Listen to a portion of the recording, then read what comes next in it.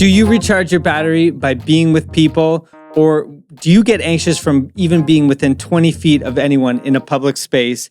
And either way, in a busy city like Toronto, how do you even find community? And when you find community, how do you have conversations about faith without it devolving into arguments? Well, we're going to have conversation all about that. Welcome to episode 26 of the Follow Podcast.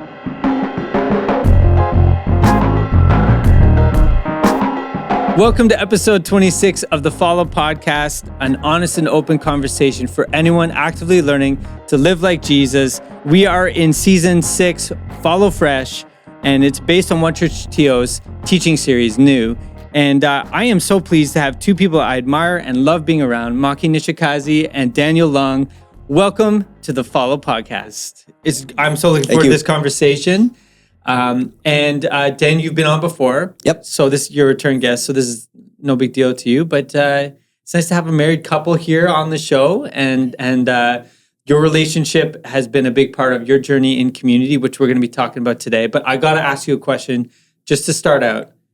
I think I know, but which one of you is more extroverted or introverted than the other? Oh, you think you know, so yeah. Who do you think it is? No. You can't turn that around on me. No, I'm asking the questions.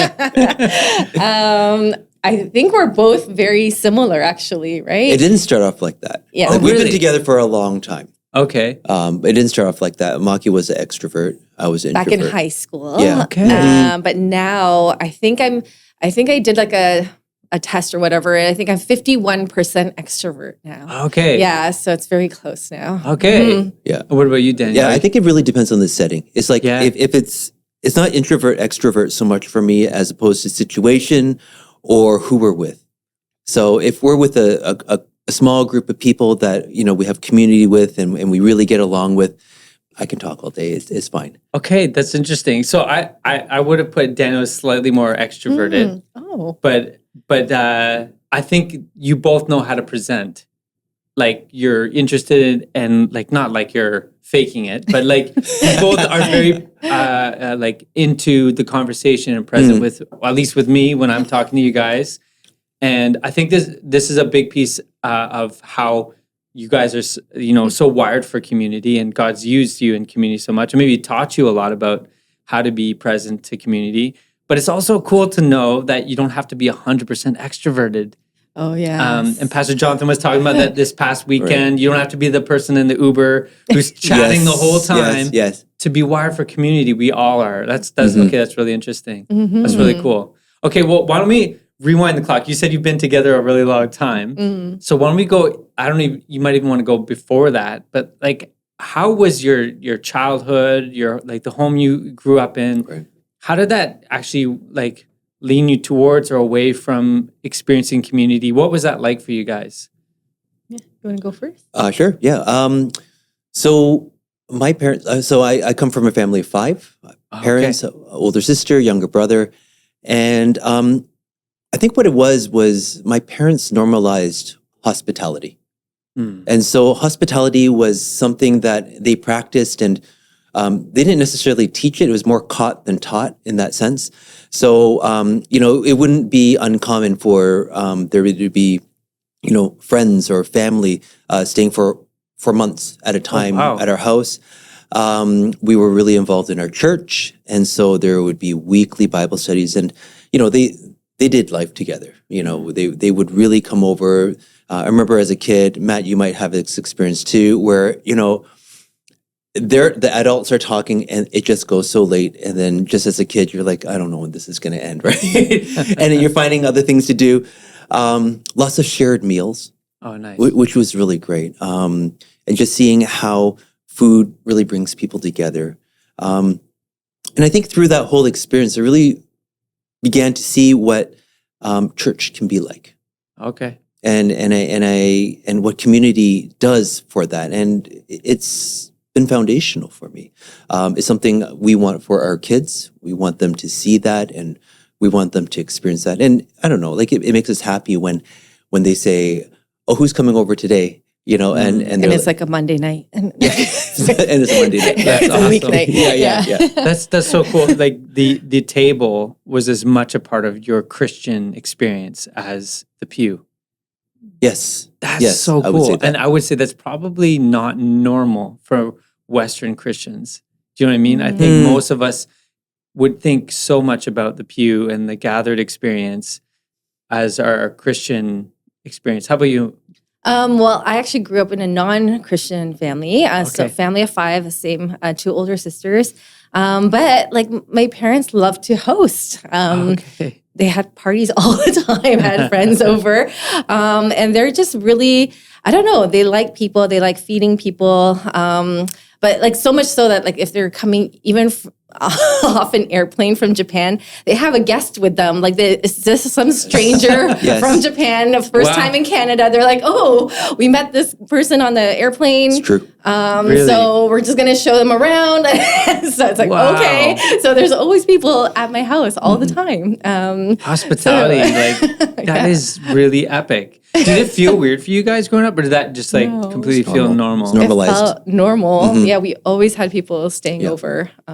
So Did you ever come to a point where you felt, oh, that's not normal? Like, did you ever come to a point growing up where you were like, why don't they have people over at their house? Maybe later on in life, yeah, I guess so. but it didn't Okay. it didn't faze me Yeah. in any way. Right. Yeah, growing up, it just Mhm.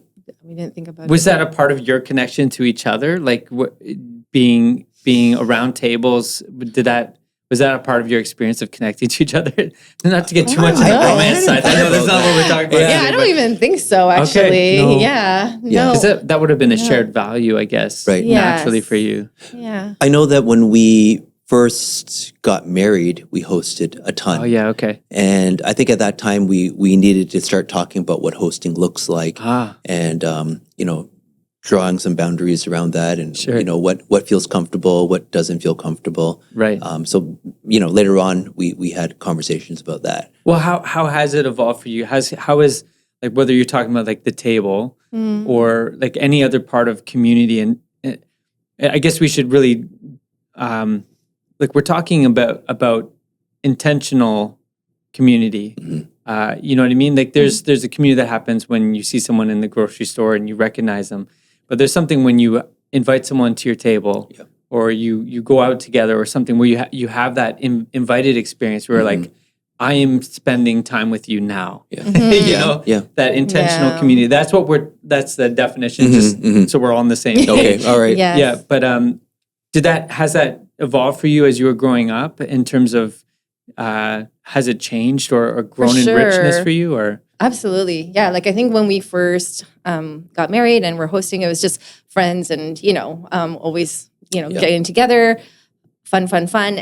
But then there came a point where Daniel was like, I really feel like we want to have intentional conversations and intentional spiritual conversations with people. So that was when things started to shift and evolve a lot more. So Yeah, I think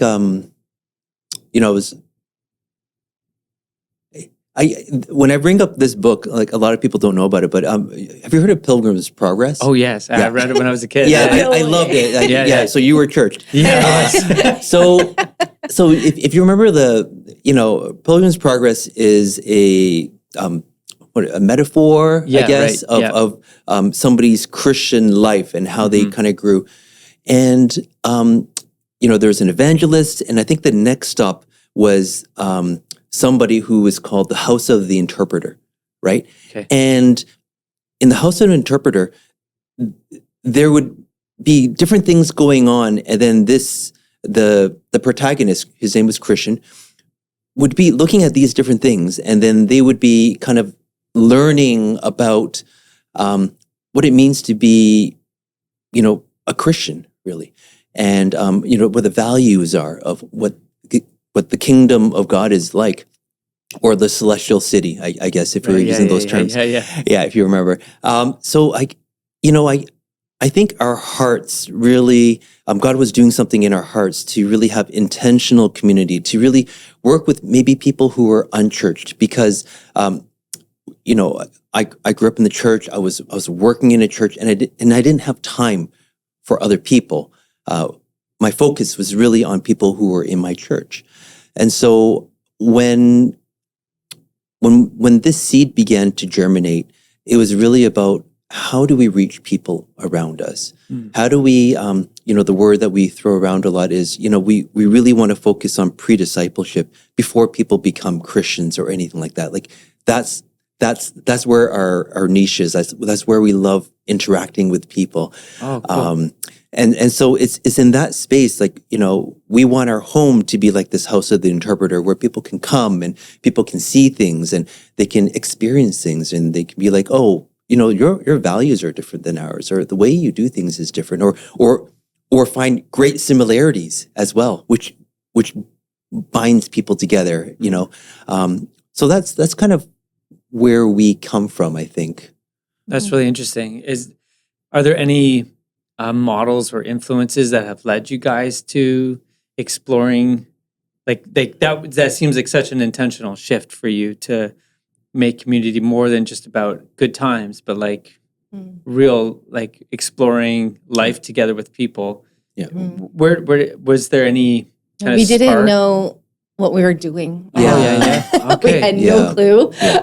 So literally our first kind of spiritual discussion group, like who we were already friends with, but they, some of them knew God, some of them didn't, some of them came from a Buddhist background, some were atheists, but these are people like who are just our friends, like our coworkers, people we worked out with, I don't know, just people we, knew in life. So we bumped life into, yeah. I think that's the term we used. Yeah.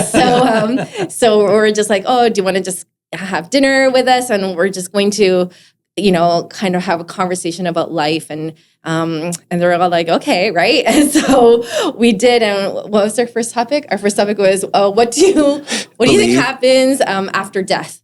Wow. And that was our first The deep end. Yeah. Well, the method behind the madness was we're fishing with dynamite. So the picture is we're in the middle of a boat, we're just throwing pieces of dynamite in, and it's going to blow up. And then somebody's going to be like, oh, we're going to talk about angels. Oh, and then I'll be like, yeah, we'll talk about that next time. Oh, what do you think about heaven? Oh, yeah, we'll talk about that next time. What do you think about hell? What do you think about all these different things? So we're blowing things up in order to get little pieces of, oh, what are people interested in? What are on people's hearts? And those are the things that we really wanted to kind of collect because at that point, I think our circle was so Christian. Okay. And we needed to change our mindset of what are people really thinking about? We knew that spiritual conversations were happening all around us. Yeah. You can see it in movies. People are having these conversations, but for whatever reason, I and we were so focused on our church community that we didn't have time, we didn't have space, we didn't have anything to engage with other people about these conversations. Right, yeah. Or even like just our language, like we found, because he grew up in a church and most of my life was in church, but like it's like our language is Christian, what is it? Jargon. Christianese, like, Christian Yep. jargon. Like we didn't want to have that in, just in our everyday language, and we're talking to people who don't know, God. And so Yeah, you have to force yourself to use everyday speech, yes, right? Yeah. exactly. So this actually was so helpful for us because, we really were just there to listen, and people like had things to say. And, it was really awesome journeying with them because they were like, some of them, they're like, oh, actually, I don't know why I believe this, but for some reason I believe it and I don't know why. And you kind of see them starting to break down their own, belief system, right? Because no one's ever really directly asked them about something, right? Like that. Right. So that was really cool. It was. I mean, like, I think how belief happens is like it could be from your family of origin, or, so that's why you believe something because your parents believed it. But when you think about it, you're like, I don't know if I really believe that. Right. Or, coming of age, you read something in a magazine and you're like, that sounds so smart. I want that, right? And I'm going to start adopting that, right? Yeah, totally. And then you start saying that, and then, maybe that's in university or something like that. But then, years down the road, you're like, well, that was good for that time. But I don't know if I still believe that anymore. I've lived life more. There's more mileage on my soul. Like I can see things differently. I don't really believe that anymore. And so God was bringing people into our lives that we were able to have these conversations with. And I'll make one caveat about that. Like, it was really cool because Maki was like, okay, we're going to have these things called spiritual discussion groups. And not to be weird, but she's like, these are the people that we are going to invite. And she had this mental image of each of those people. And I think maybe I would say, like, this is not common for us. We don't normally have things like this, but maybe that was a way that God was kind of showing us, hey, you're about to do something that's really important. Oh, I like that, yeah. And I can say, like, since that time, we don't have those, but Right. maybe, as we embarked on something new and really special and really foreign for us, Yeah. I think God said, okay,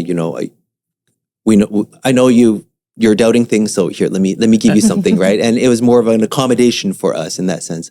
But it's really cool. I'm glad you said that you had some doubt. 'Cause Yeah. it seems like such a big leap of faith Yeah. to jump into something like that. And I wish I could like have a camera feed of that first conversation where you're like, Yeah. so we're going to talk about what happens after you die and go. And now, exactly. That'd be, how did that first conversation It go? was amazing. It was amazing. That's It was awesome. amazing. That's And awesome. yeah, just going around, just hearing what people believe is really cool. And it was so interesting.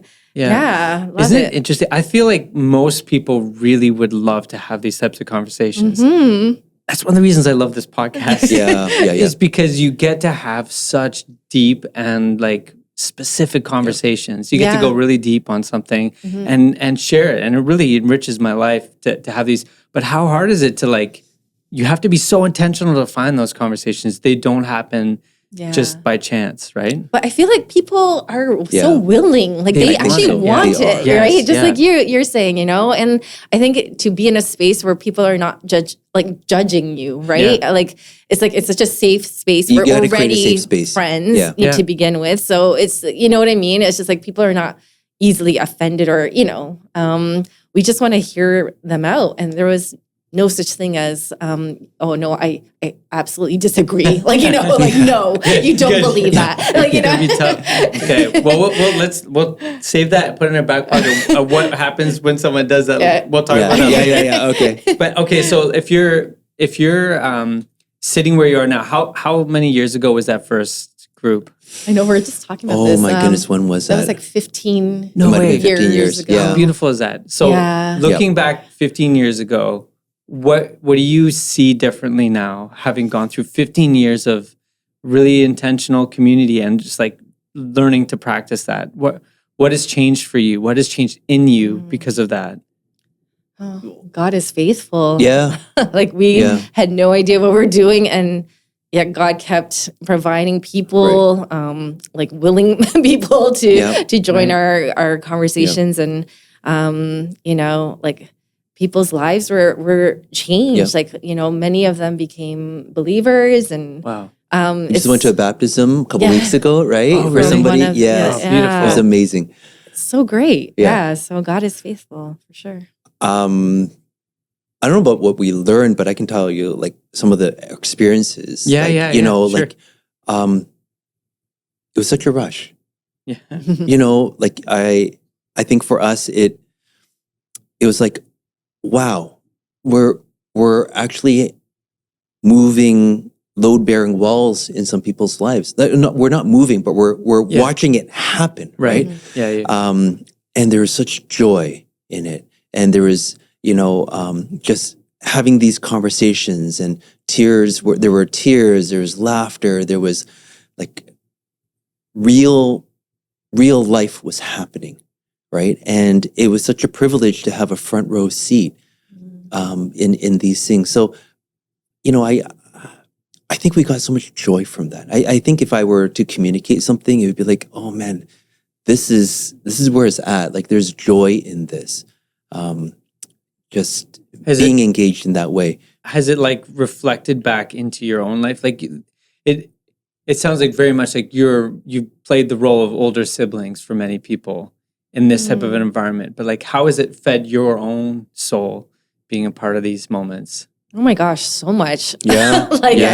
Yeah, absolutely. Especially because they were starting to get hungry to, know the word, actually. They're like, oh, but okay, like you're saying in the Bible, it says this or whatever. Like, like where, can we read one of those stories or whatever? Like, and we're like, oh, okay, sure. We don't even have our Bible with us, but yeah, next time we'll bring it. Like, Right. we're like so caught off guard, like as to how hungry they were. And we're like, oh my gosh, we need to step up our game here. Like That's cool. That's cool. Yeah. So maybe just to give some context, like, we started off with spiritual discussions and it kind of went on for a little while.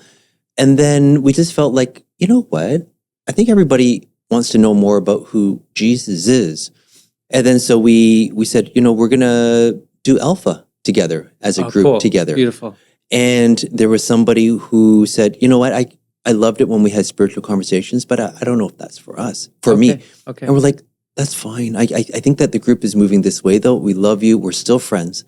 But I think that as a group, we're going to be moving in this way. And, it's all good. Like everybody is in here for seasons of time. Mm-hmm. And everyone can get off the bus whenever they want. We're not holding anybody captive. But it's kind of like the relationships are so sticky, and we loved that. So after Alpha, it was amazing. God did something really special and everyone became a Christian.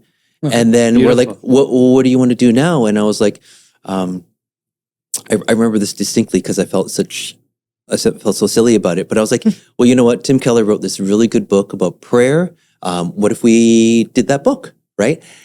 And then they're like, yeah, that'd be great. To what Maki was saying, they're like, at the same time though, like, I kind of want to know what the Bible says.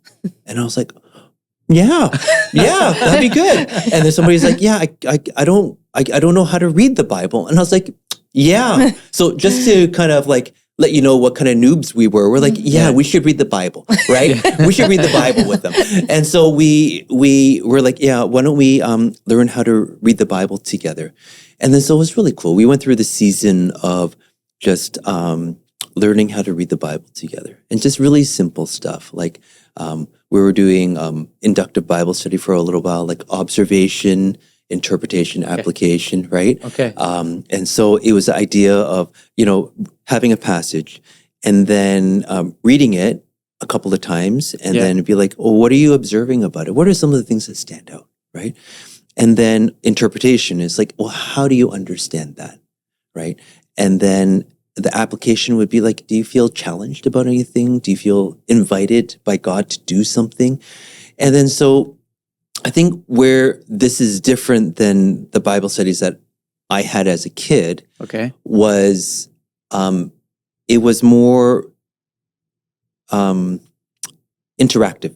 Okay. Right. And growing up when we were doing Bible studies, we were given a page and then around everybody would read one verse of, Matthew 11, 1-5 or whatever, right? And so everybody read one verse and that was how engagement was created, right? And it was, reading and the leader would say, well, how many disciples were there for Jesus' 12 disciples? And everyone was like, I don't want to say anything, it's 12. Like it's right there, right? Yeah. Or they would be like, what are the names? I'm like, well, we just read it, right? Like, why do you want to do that? But I think that with inductive Bible study, and one of the things I was really happy about what we learned because we had the relationships is after we taught them how to do that, and it was about the system of learning how to read the Bible, which is transmittable to other people. Now they can teach other people, and they have, right? Cool. Is that we asked them to do it at home. Right. Like, we're not going to do it together, right? What we're doing here is, because we have this community, is we're going to have this potluck together, right? And so you prepare at home, but when we get together, bring what you prepared at home together, and we're going to have these conversations. It's going to be this potluck. Don't be the guy that brings nothing, right?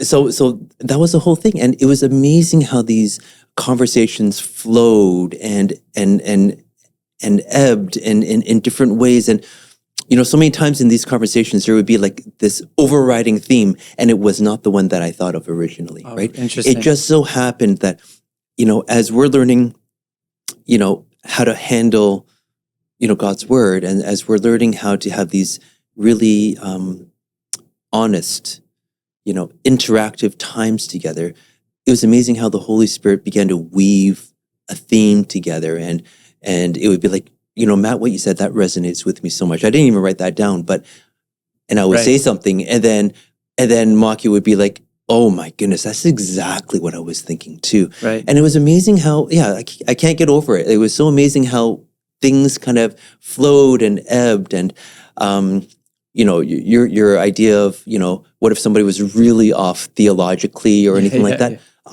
I can't think of a time when that really happened. But I mean, what we have said in the past in other situations is like, oh, that's so interesting. Yeah, right. Because the typical alpha response, right? Yeah. That is so interesting, right? Yeah. And then that's it, right? Thank you for your contribution, right? And it was great. So that's kind of what we did for a time. And, things that we learned was, it was reciprocal. We received so much from these people that, are still our friends and we love so dearly. It was reciprocal what we received. And I think that at the essence of community, there's so much of that. Yeah. You give and you learn to receive at the same time. I've seen that in my own life, and I think there comes a point. You tell me where your take is on this, but there comes a point, I think, where you alluded to this, even some of the earlier conversations that you had with them, and then how the shift started happening. Even the like go home and come back with your own contribution. There's something when we actually come to give where we actually grow more. Yeah. Then I found like my growth really started like petering out when I was just waiting for someone to feed me. Mm-hmm. Yeah. And there's something beautiful when you are around a table and you're having those types of conversations where you feel like you have to give and contribute and participate in some way of creating the meal. Right. I like that potluck idea. Yeah. That's really beautiful. That actually helps shape you. For sure. I think a lot of Christian friends that I have would struggle to even share their faith with other Christians. Mm-hmm. And so what a beautiful space to practice that. Mm-hmm. To be able to put your own thoughts and prayers and hopes and like the picture you have of God, to be able to speak that out loud is an interesting challenge. And to do it, there's a safer place when you're with people who are already Jesus followers. Mm-hmm. Mm-hmm. And then you actually are way more ready to share it with people who aren't. Yeah. And I think a lot of people don't even get that first opportunity to share with other Christians. But that is really a beautiful place to grow. Mm-hmm. And a lot of Christians actually don't know it, but they have spiritual moments. And I think that was one of our topics even. It's just like, have you ever had like a moment in your life where it's just like, wow, I can't believe that happened, or it just felt like a spiritual, something that was out of your control, coincidence, some people may say, or, but like we never said, oh, like, a God moment, or like, or just share your testimony, or, right. But it was more like, like, when did you experience something that was kind of on a spiritual level, right? Oh, yeah. And so it just opened up the conversation like that too, right? What are some examples that people would share with you? No, different things like, oh, it's such a small world, so-and-so that I met or it ended up being my doctor or whatever, like, just things like that. It was just like, what could have been seen as coincidence. Yes, right. Exactly. Mm-hmm. Like, oh, a small world. I didn't know that this person, I knew from, when I was like in grade 2, like back in the Philippines, or, you know what I mean? It's right. We actually went to school together, or like, it's just things like that, it's just, it's very cool. Or someone was sharing like when they're at like a temple one time, they actually felt like, not in a good way, but like something dark, like, interesting. They couldn't describe it, but it was like a presence that felt actually dark, and it made them feel uncomfortable, right? And like, so, things like that. So that's when they're starting to really think about things, things are starting bringing their awareness to more than just, it's funny how we try to shut that out. Right. You have to actually bring your awareness to it because it's present, right? Like the spiritual experience for humanity is so there. Yeah. Right. In the West, we don't like that. Yeah. Totally. Yeah. Okay. Let me ask you a couple of things. And it sounds like you guys have been so naturally keyed into this. So it's okay if you feel like, I don't know, it just happens. Okay. But for those like who would say, I really am stirred in my heart by what you guys are talking about.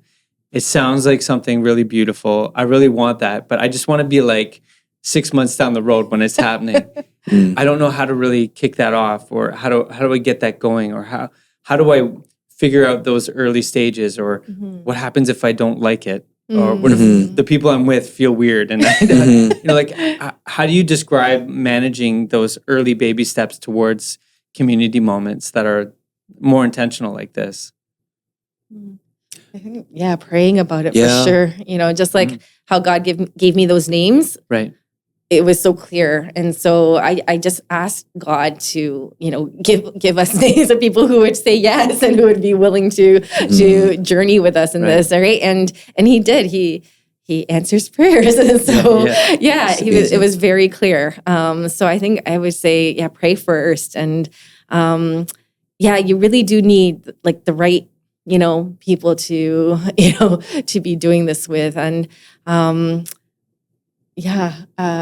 think also another thing is like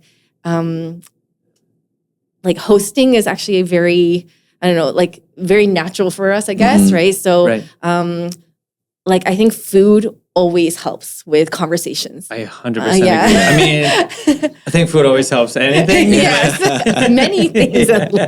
All things, okay. So I think, even just starting with let's have dinner, let's have a meal. Yeah. It's a great way to start, and something that's not very intimidating, hopefully for people, right? I think also, all those things. I think also just kind of seeing who you hang around and who you feel comfortable with. I think those are natural places where you're going to be meeting people. And again, we're talking for our context at that time. We're talking about spiritual, discussions and starting up groups and things like that. But in the idea of just creating community, right? There's so many different areas of community that may lead to spiritual conversations, right? But at the same time, just the idea of doing life together. Yes. Right? How important is that? And as you do life together, seeing how everything intersects. I think there's opportunities there, and sometimes people, you just get a feeling that they're not really ready for spiritual conversations. They're just not open to those. It's not open, not curious, and that's okay. I think that's kind of where we're at with our neighbors who we have monthly dinners with. We're thinking, do you feel like they're ready for a spiritual conversation? But I can tell God was saying no, they're not ready yet, and it's okay. We still have our monthly get-togethers. We're still building those relationships, and and they're wonderful, and we've grown so close to them actually. And we really do believe that there will be a time, where. Yeah. And you might even be just a piece of their journey, and it might continue somewhere else too. Absolutely. Right? Yeah. That's really beautiful. I think for me, I work at a church. I had to learn to find community that wasn't Christian, complete bubble. Yeah. And I'm a little bit like you. I'm 51% extroverted, but I'm actually really shy. So I think they're two different buckets. For me, I used to celebrate when I would say hi to my neighbor, and I would tell Margaret about it. The guys, they weaved back in me, and I was working on that because I had spent a lot of time saying that's not me. I'm not going to do it, and so it's almost like I got worse. You know what I mean? And then so I had to do some things like join communities that were already existing. I joined athletic communities, and that was one of the ways where I actually started meeting people. And I'm still shy. I still find it really hard. And I try to work at it. But is there anything that you would have as tips for people like me who are a little more on that shy side? You know what? Like, we call them our shields, but like our kids and our dogs, we kind of shove our kids in front of us first sometimes, like, because kids they get together so well. Like with our neighbors, like that's how we're so close. Like we just came back from a cottage with them. You know, we went on a vacation with them. Like you know, like we started a run club together. You know, it's we find things that are places where we can connect with people, and we just try to naturally do that. I think that God uses our passions. You know, you talked about a athletic club. Like, you know, I can't tell you how many people on my phone I have their name and I just call it pickleball, like pickleball, Maki pickleball. Like it's you know, like, but you're just meeting people, right? And as you're meeting people, you're like, oh, I wonder if there's more to this. Yeah. Right. Just the idea of how the relationship might go. Keeping the antenna up. I remember there was a season I was praying for conversations, and there was someone, ironically, there was someone who was my age, had some shared interests outside of even the athletics that we were part of. And I was like, I started praying for them. Nothing ever happened. But there was a guy who was 85, completely different background, and he would always be bugging me. As soon as he found out I worked at a church, he would be bugging me, and I was like, this is the person, God. So that's the person. So I was like, okay. And I tried to connect to him, but sometimes I think it doesn't happen the way you'd want it to, right? It's so funny. That's really funny. But you know what helps with that is to think in terms of seasons, right? Yeah. It's like for this season, these people have come into our lives. It's not going to be forever. Right. Mm-hmm. And I think when you think in terms of season, it takes a lot of the weight off, right? That's because you're like, it's not gonna. I don't need to carry this weight for forever. Like it's gonna last for a certain period of time. I'm gonna enjoy this time. I'm gonna grow as a result of this time. And after a period of time, it won't be like that anymore, right? And so I think when we began to think of that, it keeps our grip loose. Like we're not trying to hold on to people, or we're not trying to get people out as well, because it's and or even decide when or where or how they're going to take steps, right? Yes, it's so much more fluid than that, because when you realize it's not in our control at all. It's like God working in these people's lives, right? And you create an environment, you create a culture, and God is going to be doing what He's going to be doing. I think that's one of the biggest lessons I had to learn is I'm not the one doing things. I'm just showing up. Yes. And God's doing things in me around other people. Yeah. You know what I mean? Like that's about the extent of it is I'm trying to be honest about what God's doing for me. Yeah. And that God uses that with other people, right? Yeah. I know that a lot of people would struggle with community because they actually come from places where they've been hurt by community. It's really interesting. Pastor Jonathan said this past weekend that if you're hurt by community, often healing comes through community too. And that's really hard for someone who's felt that, because you can be so cautious about it. Like if that's, you can have that, you can almost picture those words, I'm never going to let that happen to me ever again. Yeah. And that's such a sad statement, but I totally get it. Yeah. How does someone who's in that place, or I've even journeyed with anyone who's been in that place and they've come with like a real closed heart, like maybe even fear or anxiety around community because of they've let their guard down before and it was misused or Okay. So I think we'll say a few things about this. Like, I think one of the terms I think Jonathan brought up, the idea of boundaries. And I really believe in that. Just having boundaries, and the way we've been talking about it is talking about it in terms of proxemics. And so this psychologist was Edward Hall was talking about this idea of proxemics, and proxemics is a study of personal space. So we've all felt this before. Matt, if I walked across the room and I talked to you and I'm a close talker, you're like, I like you, but like that's a little bit too close, right? Yeah. And so he brought everything into this idea of different spheres or different spaces. So a public space, right? A social space, a personal space, and then an intimate space. Okay. So a public space would be like we're watching a baseball game together. Right. You know, and you have no control of who's around you don't, but you're kind of like you're friendly with each other. You're at a mall with other people. You're at church and people maybe not right next to you, but in 2 pews ahead of you and to the right 5 people. You're like, oh, I know that person. Right. We're here together. Right. And it's good. We worship together. We cheer together if there's a baseball game or whatever, hockey game, whatever, and it's comfortable in that sense. And then there's a social sphere, right? Which is like maybe for a lot of people that you work with, it's social. Your coworkers, hey, what'd you do this weekend?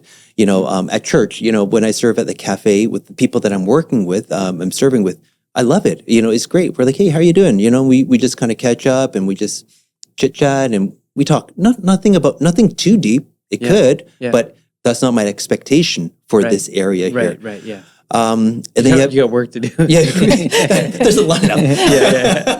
And then you have your personal, right? And these are your friends.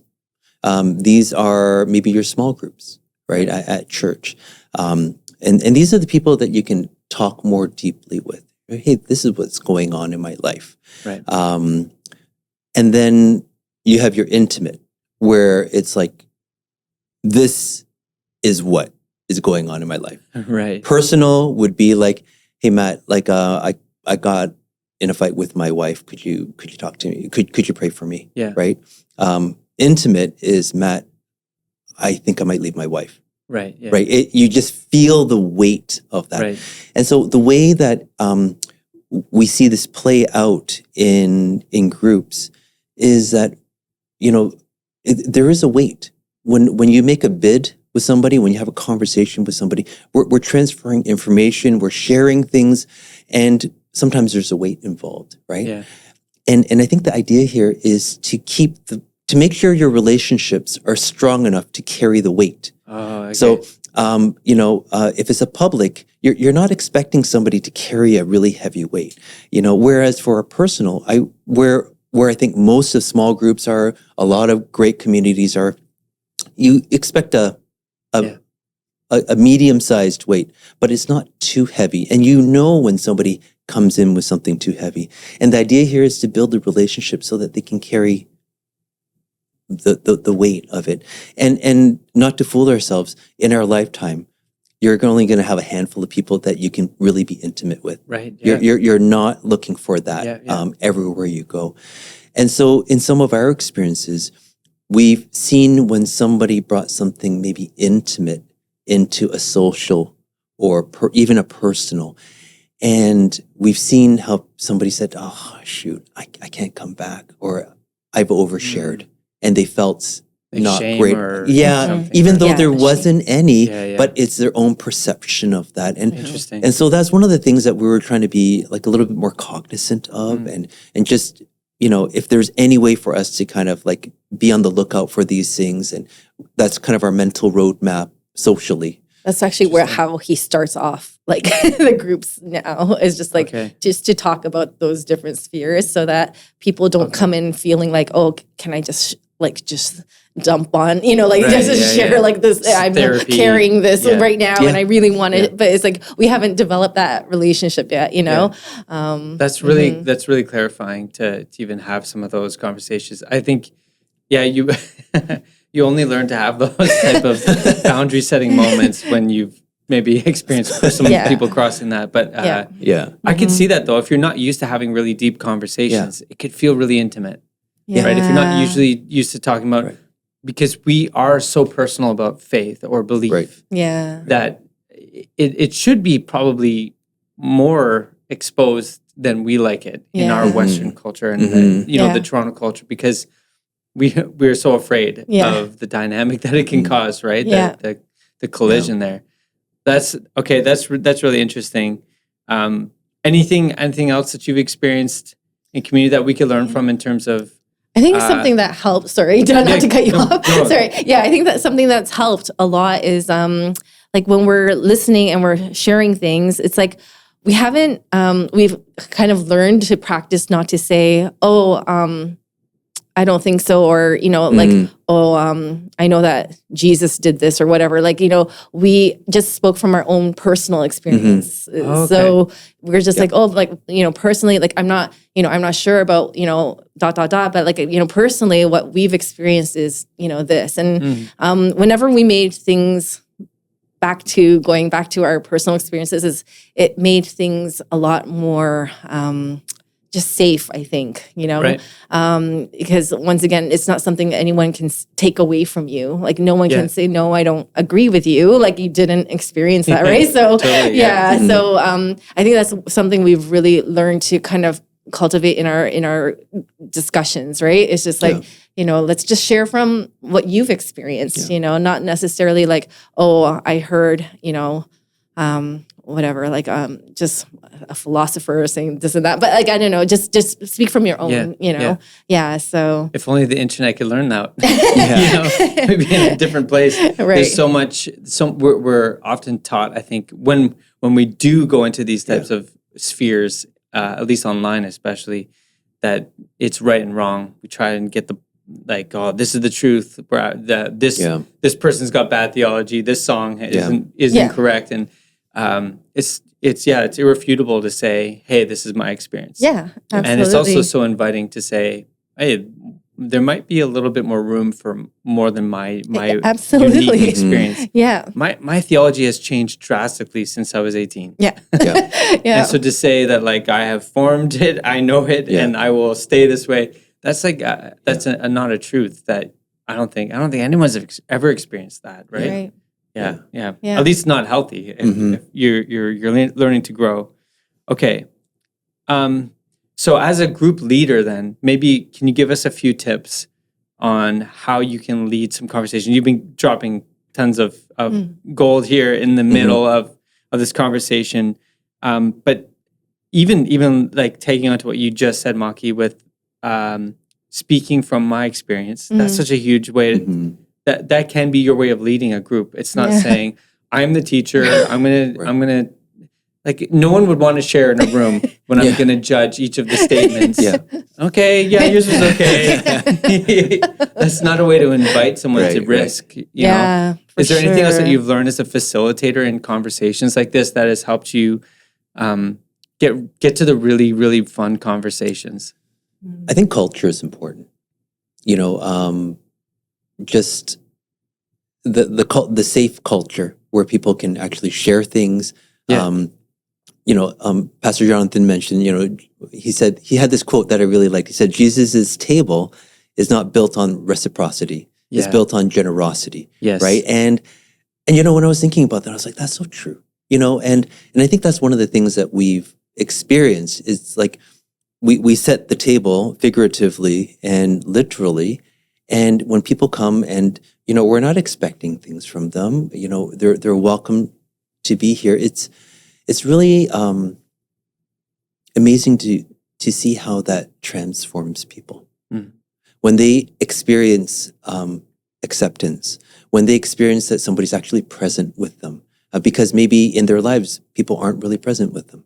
But when they experience this here, it changes things. When they hear things for the first time, when they hear things for the 1,000th time, but it just, for whatever reason, it kind of hits because the Holy Spirit did something at that moment, right?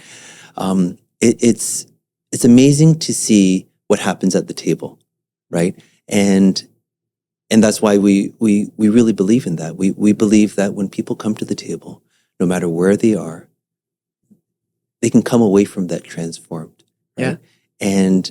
And where our joy comes from is where we've received so much from them. Where, if they were closed before, now they're open. And even though we don't require any kind of reciprocity, they want to give back. Right, yeah. Right? They've been changed, they've been altered, they've been healed maybe in some ways where they want to be part of this. And when you get that level of engagement, it's a beautiful thing to see. Is there anything that you've done to that like specific? Like I like how you said you kind of had those boundary conversations at the beginning. Is there a thing that you've done intentionally to make it feel like that? Like to let them know this is a place of generosity, this is a place of safety, this is a place where nothing is expected, but it's, you know what I mean? Have you had any of those intentional, or maybe you stumbled on them, ways of setting the tone? I don't know. I don't know. I feel like our place, like sometimes, like it's like a revolving door. Like, you know, people just come and drop by, like, you know, and it's just like I feel like that kind of atmosphere or whatever, I feel like it makes people feel safe. Like when people are sitting around the table and people are ringing the doorbell and, you know, like people are coming by, like neighbors are coming over or whatever. It's just like, oh, this is like a safe place, you know, where, you know, people can just come by without, you know, even unannounced, right? And it's just like, I think just living it, you know what I mean? Yeah. It's just like, it makes people feel safe. Like, I don't feel like we've done anything special. Like, it's just literally like an open door. Like you can really literally always come over. and maybe the other thing, the flip side to that is they can leave at any time too, right? Like you don't want like this environment where it's closed and it's like nobody can come in, nobody can go out, right? Where, you know, like I think like what we were talking about, like is we hold with a very loose hand in that sense, right? It's like come, or go, right? It's okay. You know, you will be missed if you go, but you know, we have a friendship on top of that, right? And maybe friendship is one of the things that has been a really good glue too, like in terms of just making groups sticky. Okay. Like it's like we do life outside of the group too. Like, you know, we would be talking to you know, people outside of our set time. Like what do we talk about? We talked about like multiple points of connection throughout the week. Like just being able to say, hey, this is what's going on. You know, let me know what's going on. If they, you know, so there was a constant conversation aside from when we normally met too. Right. So it wasn't always just kind of a formal environment that you'd meet. No. You said something too, Maki, that was really interesting. And I've been discovering, or maybe I'm getting just curious about it specifically, but I feel like sometimes our bodies lead our hearts, like our physical, the spaces that we inhabit, the postures that we take physically. This is why I believe so much in food. And really why Jesus ate with people so much. I really think there's something so vulnerable about sharing a table with someone that can actually open up your heart and help you like be physically vulnerable enough. Like if you think about I don't know to get too like philosophical about this, but like if you think about if any animal is safe enough to eat, there's something in that reptilian brain that says, I'm not in danger. Right. And so there's something when we sit at this table, I'm safe enough to eat here, that I think it actually puts our nervous system in a different gear. Absolutely. And we're able to have that conversation. Right. And so even if your home is a place where you've cultivated that, that might be one of the best things that you've created in terms of signaling safety to people. I've never thought about it that specific way, but that was just kind of what I was hearing as I was hearing you talk. Well, you totally articulated it perfectly. So that's great. Yeah. That's really interesting. Okay. That's awesome. Go ahead. I you know, one thing I would also bring up is, you know, we host quite a bit, and we just very practically, we put aside some money every month for our Save to Give fund, where like if somebody's in need, or we use it when we host, we actually create a line budget for that because it's a practical thing. That's beautiful. It's interesting. I'm a bit of a preview to this weekend. We've been talking about what's coming this weekend. We're talking about finances. So next episode, we'll be talking with Pastor Jonathan about that. And one of the things he said is, if you want to know where your value is, follow your money. And that's something where you like, I see it in my life, where I spend my money, or even where I wish I was spending more money. That's often where my value is in terms of where I see myself being, or where I want to be, you know, or the desire of my heart in that. So it's really interesting that it has to come to a place of practicality there, that you've actually said, this is something. I got. Maybe let's go one more practical question. What if you feel like your home isn't a place that you can, like, I'm thinking about people with roommates or people who maybe they live with family still and their family wouldn't be so comfortable with it. Or maybe you just like, I don't clean up enough and I'm not ready to have people over. I think a lot of Torontonians would have just struggle to have enough space to have people over. Is there anything that you've seen someone do well, or that you've tried for a season that has helped build community outside of your own physical environment? Because that's something that I think is amazing. When someone is in your home, there's a vulnerability there already. For sure. But is there like another way to try it towards that, or maybe it's a baby step? Well, during COVID, we did like we used a church. So right? That's a bit trickier, I find. It's finding that space, because it really does make a difference. Even like when we did online things, right? And meetings and group discussions, it's like, it's just not the same, right? It's really not. So, but it's funny though, like, because it can work and it can happen, like if you're online too, because when I was teaching online, I actually became so close with my students, ironically, because I saw them like in their pajamas still in their homes, you know, in their bedroom, the background, right? And like you see like their siblings playing around at the back, or, you know, it's actually more intimate that way, because you're, you know what I mean? So it actually, I mean, you can make it work like anywhere. You really can make it work. So it's trickier, but I think it's funny. I think it's a mixed bag when it comes to online. Like for people who might be more used to the physical space, it might feel a little bit off. But I think that for people who are online and that's what they are expecting, right? It can be a really great space. And because the expectations are already set, it's going to be like this, right? And they can thrive. I think when people know what to expect, it can go very deep really well. Like I think in Alpha, when people have been online only, like it's a really great environment, right? Sometimes when we're away and we're catching online church, right? And just looking at all the comments and people like connecting with each other, it's a really beautiful thing to see. I think it's this idea of knowing, just having very clear expectations of what you're expecting from this space or this time, that makes it thrive. Yeah, I know. I could speak from my own personal experience. My community group started in person, and we started here because no one really had a good space to host. And that helped us a lot. And so if anyone is starting a community group and they're looking for a space, we've tried to create kind of that third space or that family room here that people can use.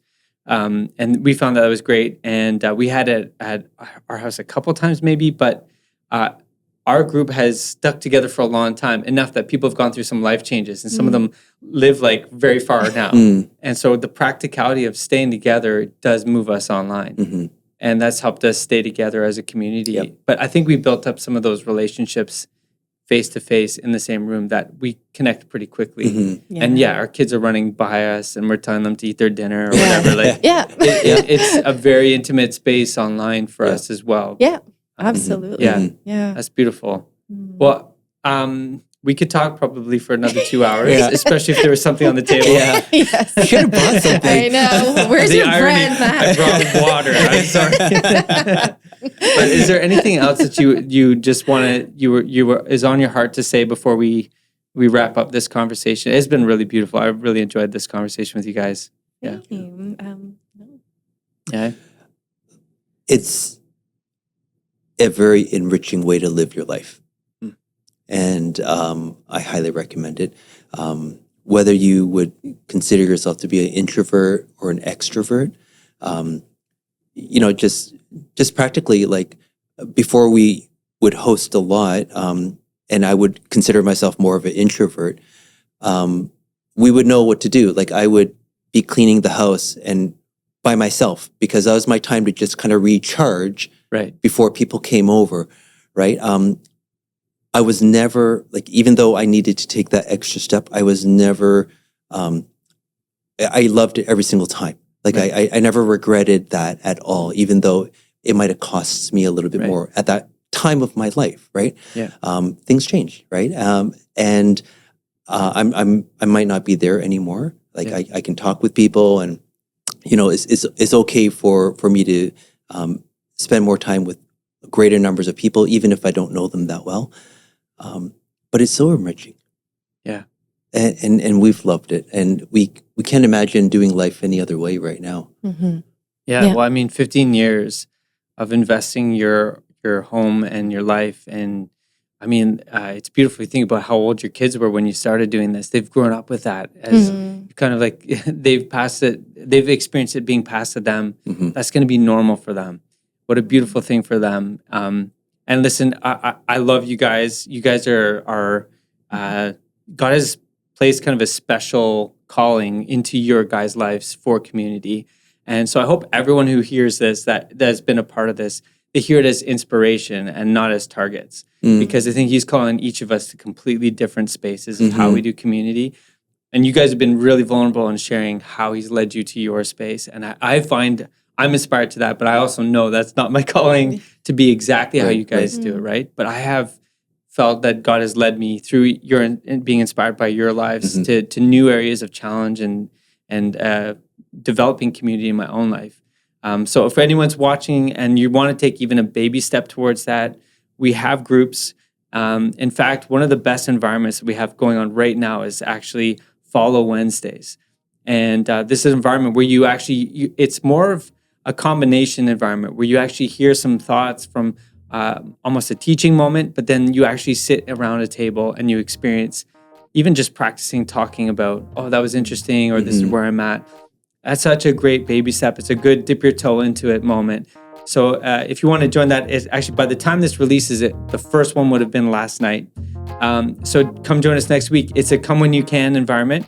So there's no, even though we are asking for registration, just so we know there's enough chairs and tables set up, it is a come when you can environment. So I encourage you to join us on Wednesday nights.